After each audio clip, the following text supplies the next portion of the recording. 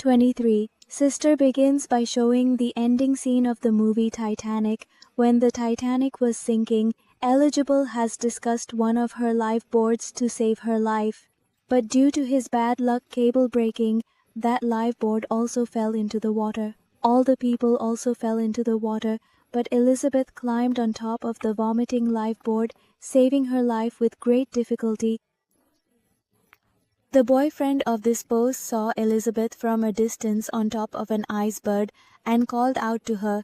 He wanted to save his life, so swimming in the cold water, he moved towards her, but before he could reach it, a corpse grabbed Elizabeth's hand and pulled her into the water and did the scene from here. We are shown a scene many years later where now people have built the Titanic ship outside. The name of Titanic III was funny because it had to pass through the same route today. Jess had a real temper with route many years ago. Everyone was very excited. There was also a couple here who was going to board this Titanic ship. As soon as these people come here, their traps surround them. During all of this type of...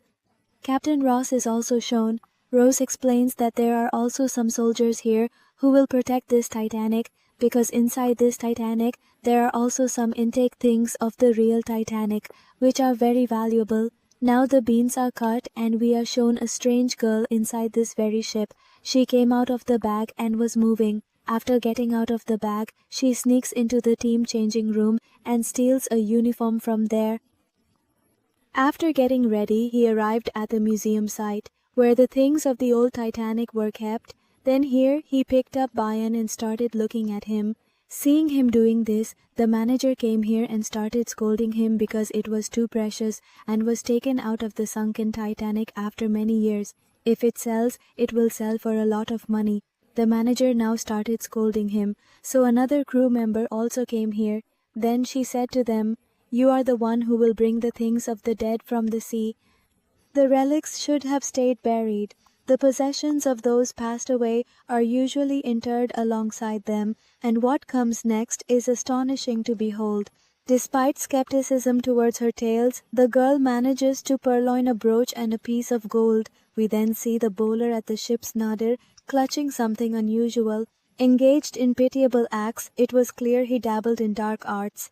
He seized this moment. A picture of the captain of the Titanic was placed here and asked his soul to wake up. On the other hand, it was shown that those bloggers Mia and Jackson were still live streaming, showing the whole ship with your wares on the bottom. The moment she cast her dark magic, her eyes fell upon the girl. The girl was acting weirdly, which scared them. When the door suddenly swung open from behind, both got frightened. But it was just their fan who came in to take pictures with them. Even with all their noise, the girl stayed focused on her magic, and the entire Titanic ship began to shake strangely. Their camera went off, and Jackson, scared, said, "We need to leave immediately."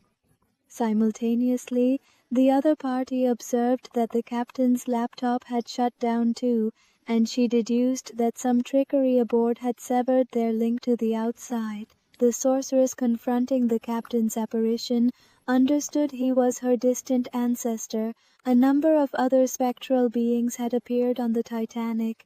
Those individuals. Spectators were eager to witness, but they were eager to observe her. Meanwhile, Jackson and Mia, while investigating the vessel, suddenly detected a melodious tune. They scanned the area but couldn't pinpoint its source.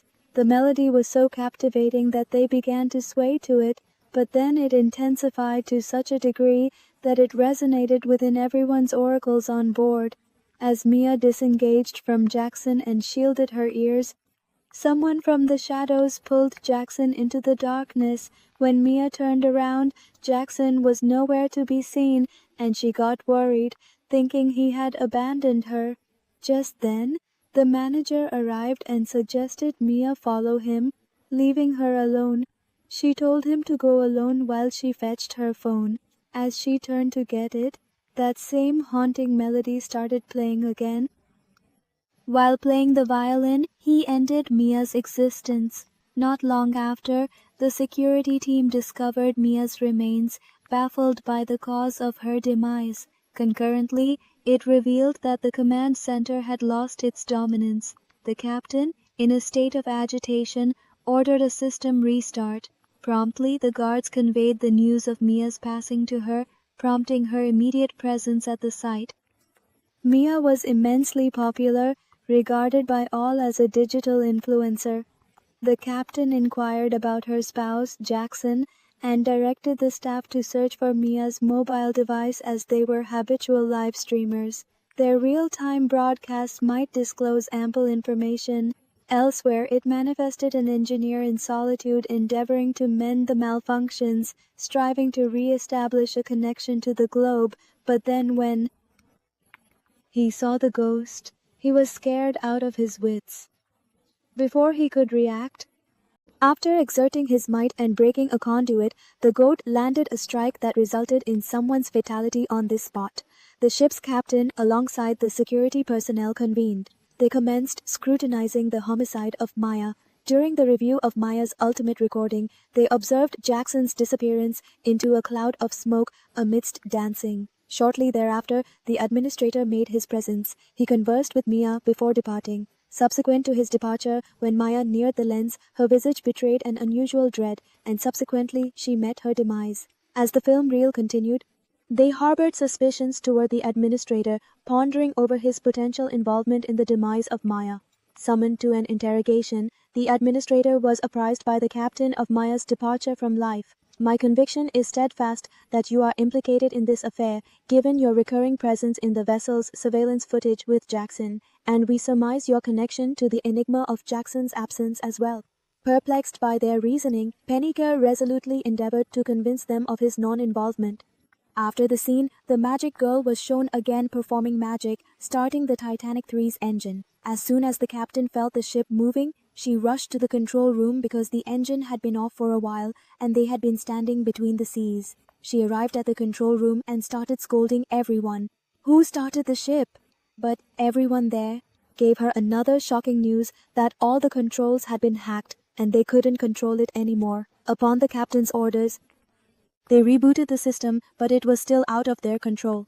The ship was now speeding toward an iceberg which had sunk the Titanic first. Seeing this, the captain became extremely nervous and ordered the ship to reverse in any way possible, but nothing was under their control. At that point, a man arrived and took the captain to the engine room, where it was under immense pressure. Seeing this scene, the captain panicked even more.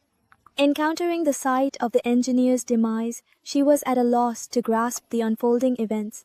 Her attempts to establish radio contact with the control chamber proved futile. Radio communications had failed. The compression within the engine amplified, eliciting sparks. Witnessing this scenario, another individual came to the realization that an engine detonation was imminent. Despite the hazard, the steadfast captain refused departure. He resorted to exerting force, evacuating her from the vicinity, and barely consequent to their egress, the engine underwent a colossal detonation. This eruption destabilized the entire maritime vessel. Revelers gyrating in the Grand Hall were stricken with alarm, yet the captain broadcasted an assurance, promising all attendees that the situation was firmly in hand.